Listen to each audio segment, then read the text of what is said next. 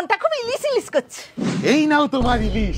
বাবারি, বানাও তোমার হাতে স্পেশাল সর্ষে পোস্ত ইলিশ। প্রথমে ইলিশ মাছটা রিং পিস করে কেটে বেছে ধুয়ে নেব। ইলিশ মাছগুলো বেশি ঘষে ধুবো না, তাতে ইলিশ মাছের স্বাদ আর তেল দুটোই নষ্ট হয়ে যায়। এবার ইলিশ মাছে নুন হলুদ মেখে 10 মিনিটের জন্য রেখে দেব। এবার একটা পাত্র নেব আর ওতে দেব ইমামি মন্ত্রা সর্ষে পোস্ত, যেটা 8 মিনিটের জন্য জলে ভিজিয়ে রাখবো।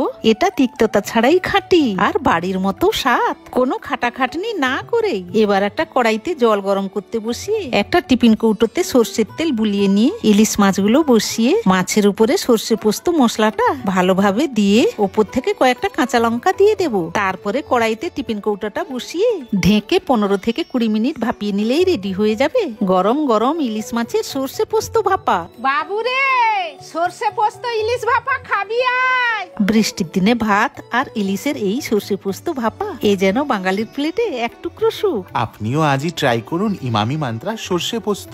খাঁটি স্বাদ, খাটনি বাত। দারুণ।